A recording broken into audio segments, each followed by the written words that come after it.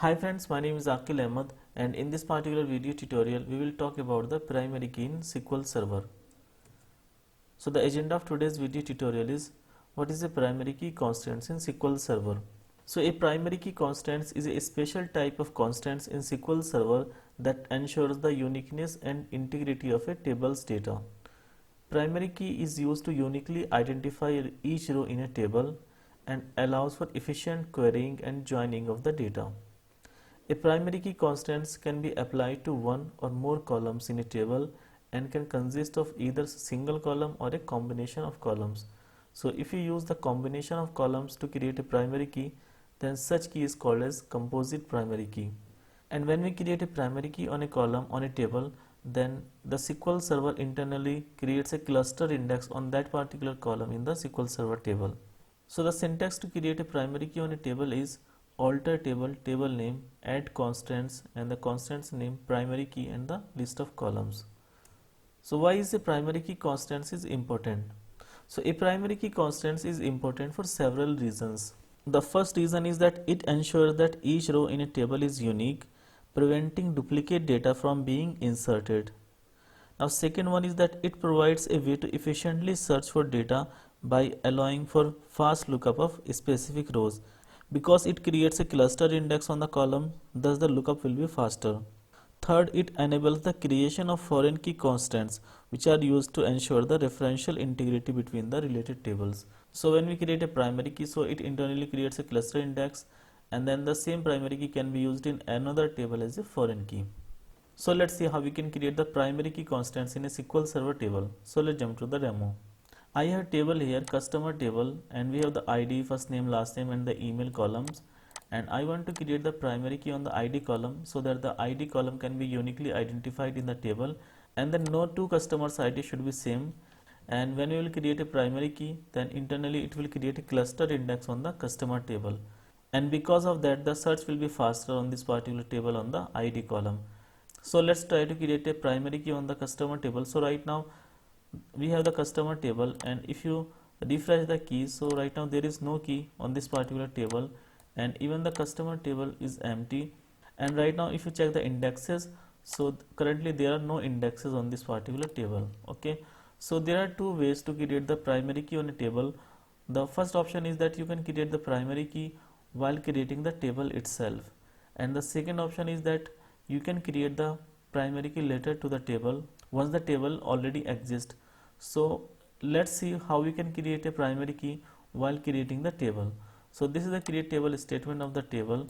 So let me just first drop the table, and now I want to create the primary key on the ID column. So I can write primary key. Okay, so this will create the primary key on the ID column. So if I execute this query, and so the table got created, and there should be a primary key on the ID column. So if I refresh the keys, so you can see a primary key here. So it means that the primary key got created. Okay, and if you want to see like on the primary key is on which column, so you can execute this query sp underscore help.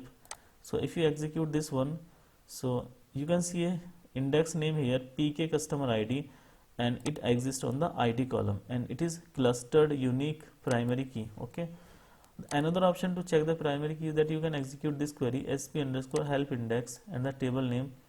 You can click on execute.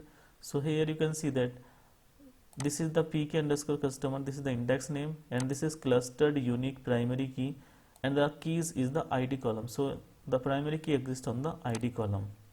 So now let me try to insert one record into the customer table. So the data got inserted here.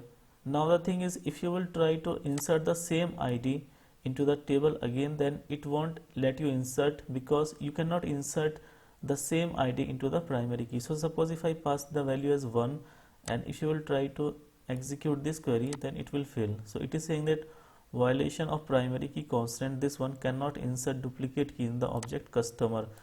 The duplicate key value is 1. Okay, so this is failing because there is a primary key on the id column. So if I pass the value as 2, then this should work. Okay, so if I execute this one, now the insert query ran fine, and if I select the data from the table, so you can see 2 records here. Okay, so this is how you can just create a primary key on a table. And now suppose if you want to drop the primary key, then maybe I can just right click and I can delete from here, and you can also generate the script to delete the primary key. So if you click on script here, so this will generate the drop query to delete the primary key. Okay, so you can execute this query, alter table name, drop constant, this one. Okay, so if I execute this one, so the primary key got deleted, and if I click on refresh, so you can't see a primary key here, and if I click on sp underscore help index, then the object does not have any indexes, so the primary key got deleted from here. Now suppose if you want to add a primary key to the existing table that already have some data, so you can execute this query, alter table name, add constant, and the constant name I can call it as pkid, and I can call it as primary key, and the list of columns will be the like id. So I can execute this one, and if I execute this query, so the query ran fine, and a primary key should be added on the id column. So if I check this one, sp underscore help index customer, so here you can see a new primary key, clustered unique primary key located on primary. So the id is the primary key here, and the index name is the pk underscore id. Now if you refresh the keys, so you should see a new primary key here, pk underscore id. So the primary key got created here, and you can check the primary key here as well, sp underscore help customer. So if you execute this query and if you scroll down, so you can see that the index name is the pk underscore id, and it is clustered unique primary key on the id column. So this is how you can create a primary key on a table, and how it can prevent the duplicate data being inserted, and it internally creates a clustered index on the table, and it doesn't allow any null value. So if you will try to insert a null value, then the insert will always fail, and the primary key in one table, it can be referenced to as a foreign key in another table. And I will share all the script that is used here, so that you can try it in your environment as well. Yes, so I think that's it for today's video.